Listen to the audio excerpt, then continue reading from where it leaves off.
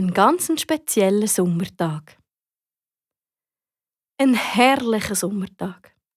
Kein Wölkchen hat es am Himmel, nur blau, so weit wir schauen. Amy und Patrick strahlen, gerade so fest wie die Sonne. Die beiden sind nämlich unterwegs Richtung Badi. Mit dem Velo ist es nicht weit. Und da beide die Veloprüfung bestanden haben, ist das kein Problem mehr. Und beide dürfen also auch allein in die Badi fahren. Plötzlich bleibt Patrick stehen. Die Amy wäre fast in Patrick hineingefahren. «Was ist? Warum bleibst du stehen?» «Schau, ich glaube, da brennt's.» «Oh ja, ich glaube, du hast recht», sagt Amy. Und tatsächlich. Ein bisschen neben dem Veloweg, hinter den hohen Bäumen, neben dem Zaun, dort steigt dichter Qualm auf. Es schmeckt nach Feuer und nach Rauch. Die Amy schaut ganz verdattert rein. «Wir müssen sofort die Feuerwehr rufen.» «Quatsch! Wir müssen zuerst mal schauen, was überhaupt los ist. Vielleicht verbrennt nur jemand altes Holz und Gartenabfall. Und dann kommt die Feuerwehr ganz für die Katze.» Der Patrick nimmt sein Velo und stellt es ab. «Los, komm! Auf was wartest?»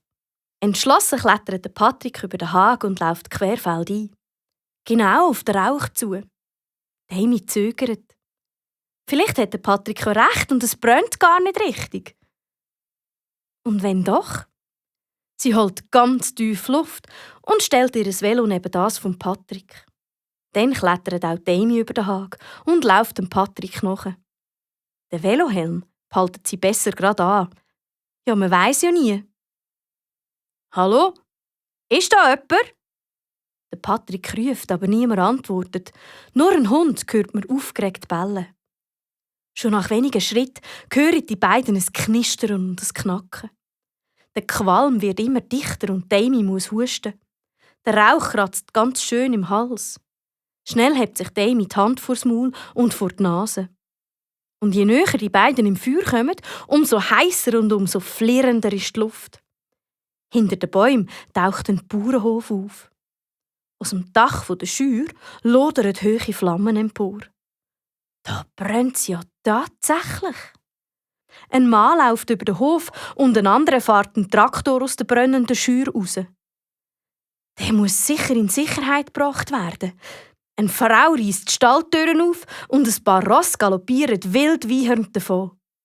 Ein kleiner Hund stürmt hinter den Ross nach. Amy und Patrick bleiben ganz verschüchtert stehen. «Schau, Amy, es brennt doch wirklich. Wir müssen schnell die Feuerwehr anrufen. Hast du ein Handy dabei?» Amy nickt. Die Mami und der Papi haben ihr eins zum Geburtstag geschenkt. «Aber nur für den Notfall», hat der Papi gesagt. «Und das ist jetzt ganz bestimmt ein Notfall.»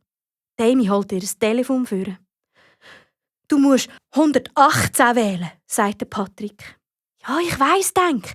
Die Feuerwehr, 118. Das haben wir doch in der Schule gelernt.» Schnell tippt Amy die Nummern ein. «Feuerwehrzentrale Hergiswil?»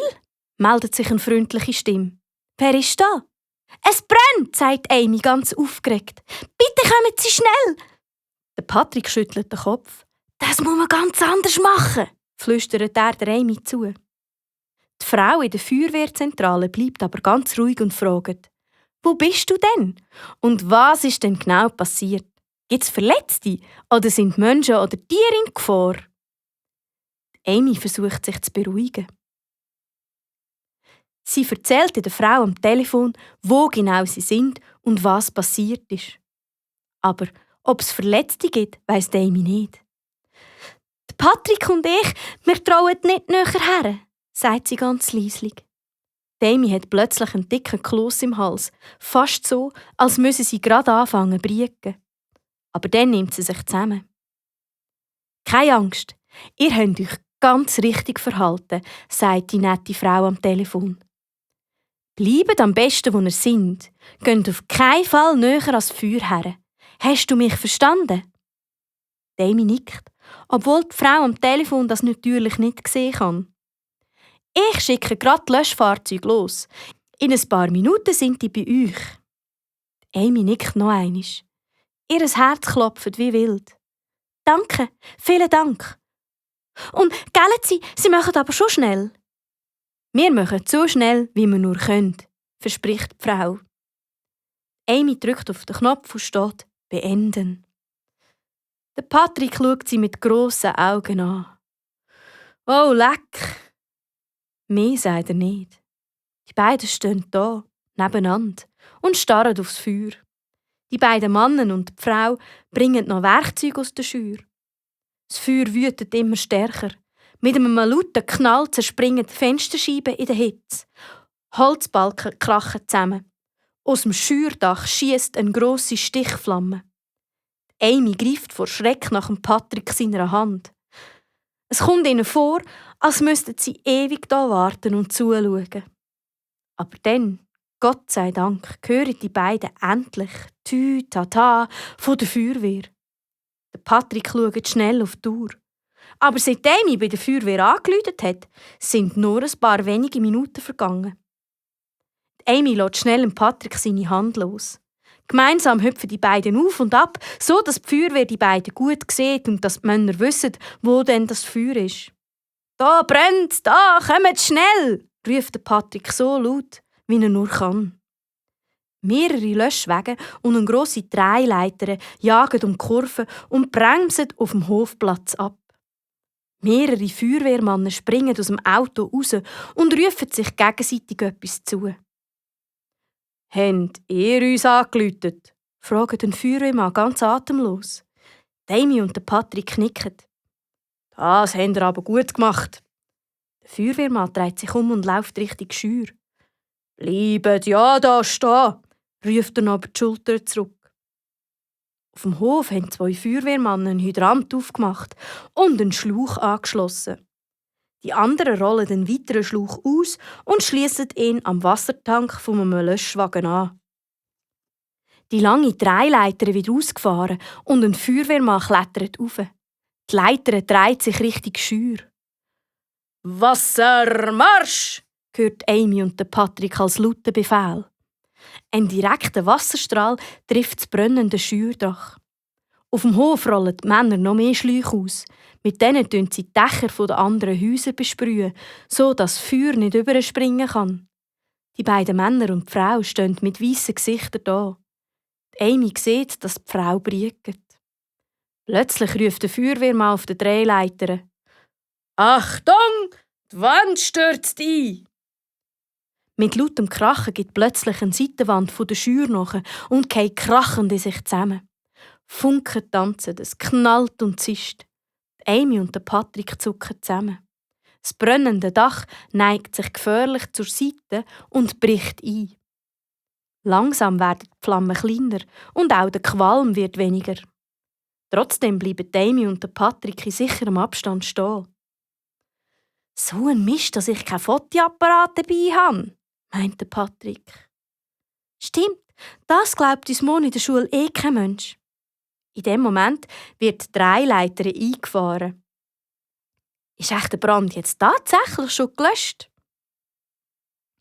Wo sich der Rauch verzogen hat, sehen die beiden Kinder eine schwarze, verkohlte Ruine. Das sieht ziemlich gruselig aus und Amy bekommt eine Gänsehaut, obwohl die Sonne doch noch scheint. Die Feuerwehrmänner stochern jetzt mit langen Stangen in den qualmenden Überresten der Schür um versteckte Brandherde aufzuspüren. Sobald sie eine Flamme entdecken, löschen sie die schnell. Ein bisschen später rumpelt der erste Löschwagen vom Hof und wartet an der Strasse vorne. Der nette Feuerwehrmann steigt aus. Sein Gesicht ist schwarz vom Ruß und er ist total verschwitzt. Kein Wunder, denkt Amy. Unter dieser dicken Jacke und dann noch mit diesen schweren Gummistiefeln, das muss schrecklich warm sein. Der Feuerwehrmann zieht die Händchen ab und er gibt Amy und Patrick lachend die Hand. «Ihr habt toll reagiert», sagt er. «Wenn ihr das Feuer nicht rechtzeitig gesehen hättet und uns angeläutet hättet, dann wäre alles viel schlimmer rausgekommen. Zum Glück ist niemand zu Schaden gekommen, auch kein Tier und vor allem auch kein Mensch. Und niemand ist verletzt. Jetzt im Sommer genügt manchmal nur ein kleiner Funken, um einen riesengroßen Brand auszulösen. Vielen Dank für eure Hilfe. Ihr seid mutig gewesen. Ohne euch wäre wahrscheinlich der ganze Hof abgebrannt. Das ist doch selbstverständlich, antwortete Patrick bescheiden. Aber Amy sieht, dass er ganz fest stolz ist. Wie ist denn das Feuer eigentlich ausgebrochen? Wollte Patrick wissen. Das kann ich leider nicht sagen, meint der Feuerwehrmann und kratzt sich am Knie. Vielleicht hat jemand eine brennende Zigarette weggerührt oder im Stroh ist ein Glassplitter gelegen. Wenn die Sonne auf so einen Glassplitter trifft, wirkt das wie ein Brennglas. Trockenes Holz und Stroh kann sich blitzschnell entzünden. Möglich ist aber auch ein Kurzschluss in einer elektrischen Leitung oder sogar Brandstiftung. Bei der Feuerwehr gibt es Spezialisten, die können das dann feststellen. Die werden sich um das kümmern und sich alles genauestens anschauen. Amy und Patrick schauen sich an. Das haben die beiden nicht gewusst. Sie verabschieden sich von dem netten Feuerwehrmann und winken noch den Männern im Wagen zu. Die Männer winken zurück. Der Löschwagen wendet und fährt in Richtung Stadt, wo vielleicht schon der nächste grosse Brand auf sie wartet. Auch die Drehleiter fährt langsam vom Hof. Nur ein einzelner Feuerwehrwagen bleibt zurück als Brandwach. Oh Mann, ist das spannend gsi! Der Patrick schnauft tief und steigt auf sein Velo auf. Ich bin einfach nur froh, dass alles so gut ausgegangen ist. Auch Amy steigt auf ihr Velo. Langsam fahren die beiden an der abgebrannten Scheuer vorbei. «Komm, mach vorwärts, du Trödeltante!» ruft Patrick zu der Amy und gibt Gas. «Wer zuerst bei der Body ist!» Das lässt sich Amy nicht zweimal sagen. Wie der Blitz flitzt sie hinter ihrem Freund nach. Auch wenn es spannend war, Body ist besser als Feuer. Viel besser.